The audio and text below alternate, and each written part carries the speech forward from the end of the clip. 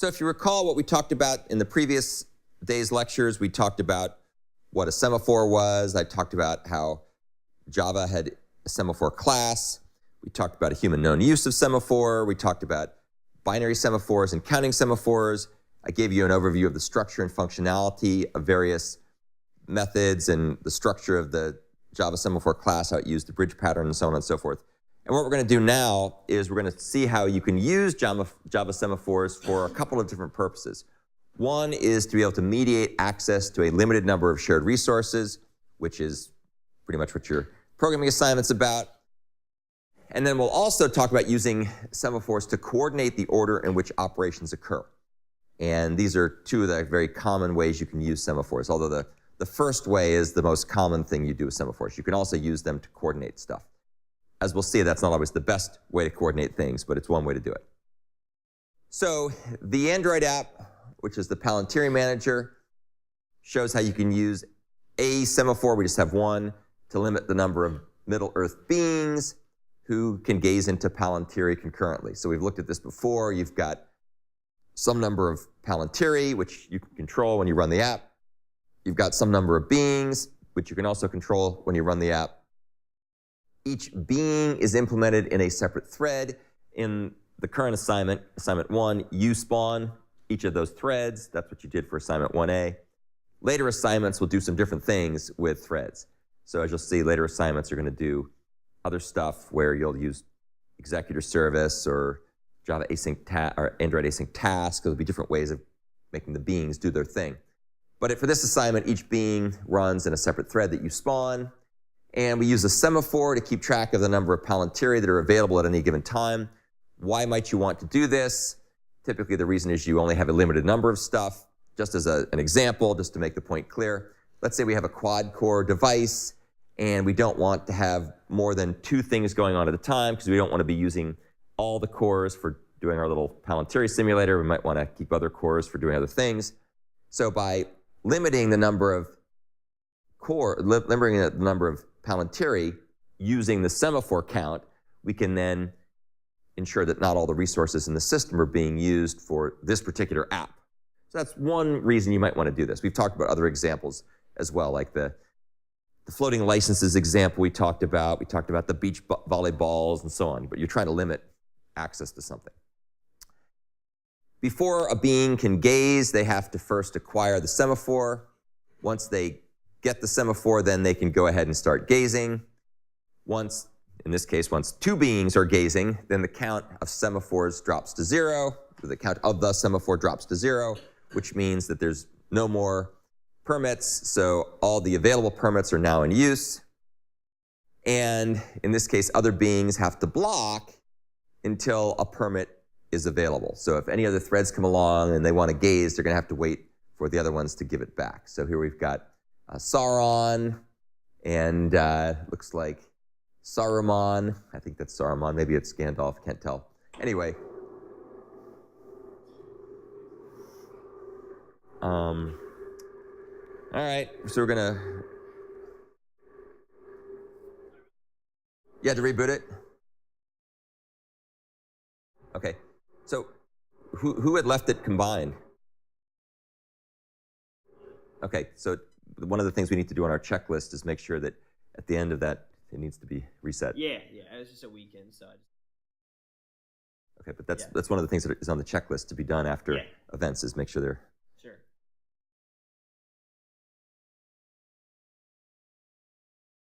Luckily, there's a... Right. Or well, too much. I've had that experience before where the classes typically start at 9, and so then it'll go back and forth, and they grab control, and then I have to grab control. Then it's like yeah.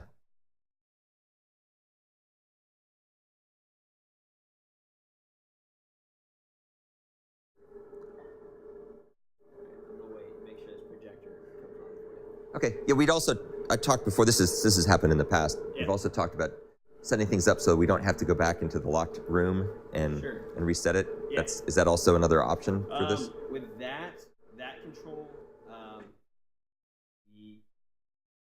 I would prefer to be the one. Okay. Back with servers and stuff like that. I think Vanderbilt's I see. So there's no other way to uncombine them except through that? Okay. All right, well then.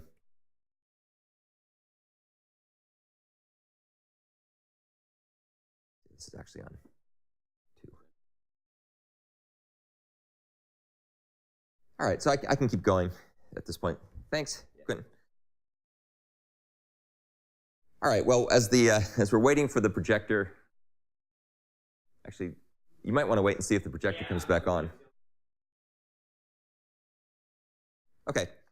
In the meantime, we can focus on the little things here. So the thing to remember is that once the semaphore count is dropped to 0, then any other beings that want to gaze have to wait until the semaphore goes to non-zero. And it goes to non-zero, of course, when someone goes ahead and gives it back. So when a semaphore is released, then that will increment the count by 1, in which case another thread can come along, or another being can come along and grab it and continue. This particular example is an illustration of what we talked about earlier with respect to full bracketing. So what that means is the thread that acquires the palantir is the same one that releases it. And so these are fully bracketed. The reason I make that point is that later when we talk about the other example, you see that does not do the full bracketing, but this particular example does do full bracketing. Remember that some of the other Java synchronizers, in particular the things like reentrant lock or synchronized methods, synchronized statements, they are always fully bracketed. A semaphore doesn't have to be fully bracketed, but in this particular use case, it is. Here's a little sequence diagram to kind of show what's happening. You have to kind of imagine that these things are running concurrently. It's a little hard to show that in a sequence diagram.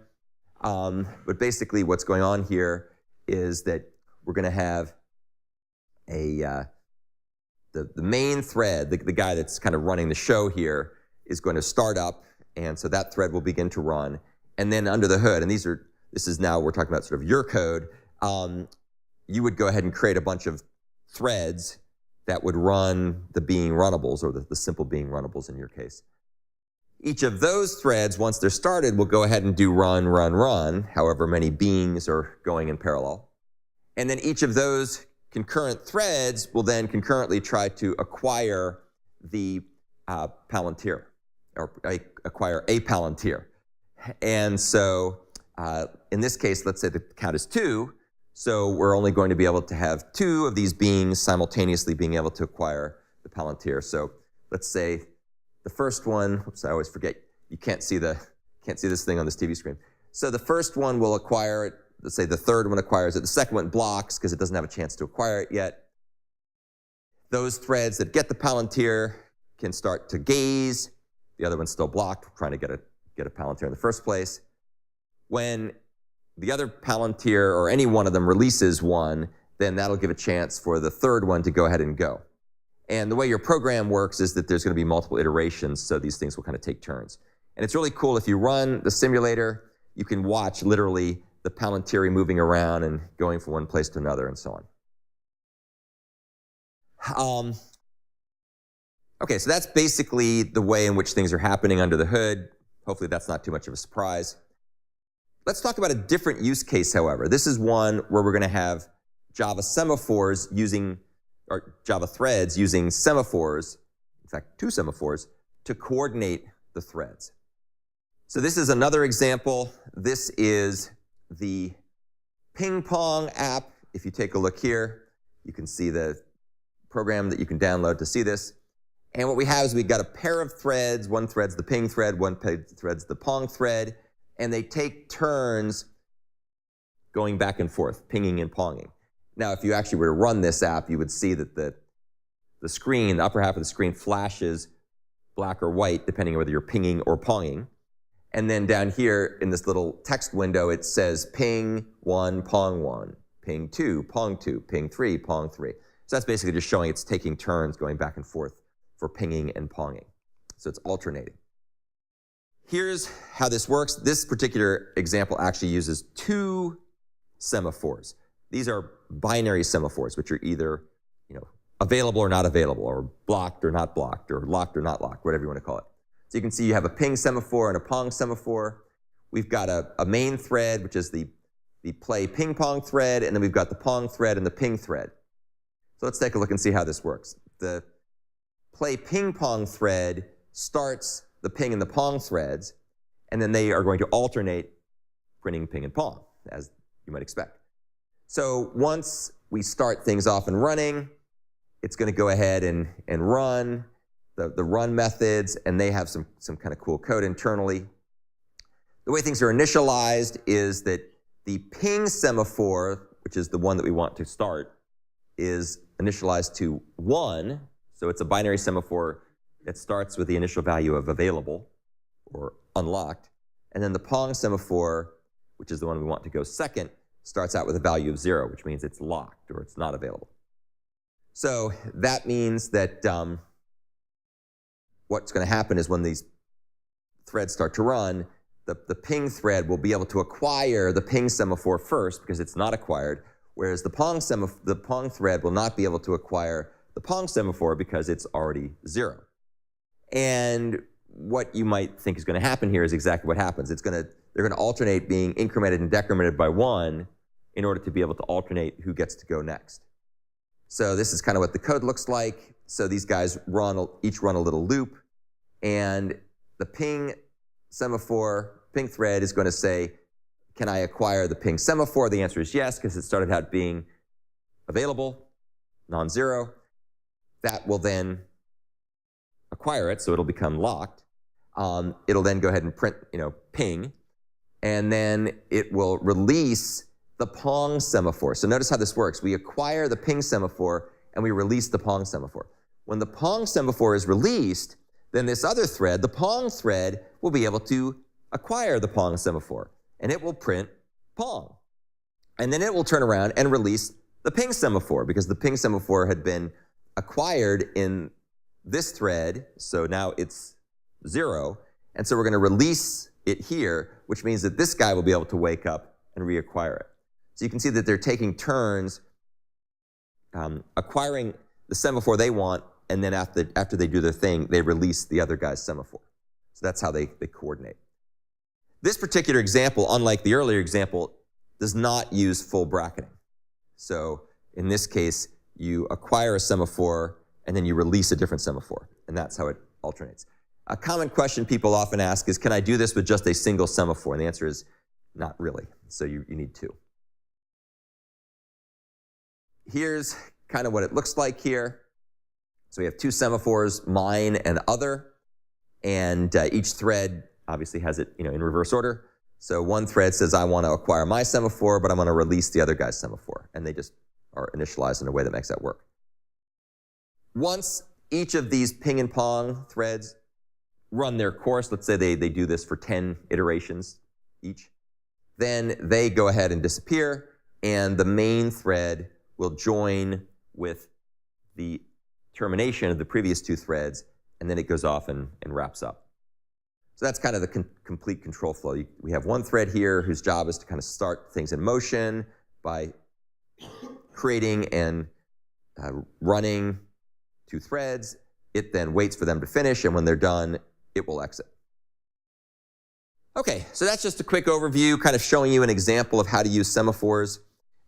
You should have a fairly good idea of how to do this. By the way, we don't necessarily have to care about the ping and pong semaphores, whether they're fair or not. Doesn't really matter, because only one thing can go at a time. There's only 2 threads, so making them fair is overkill. But for the Palantiri example, you want them to be fair, because we want things to kind of queue up in a fair order.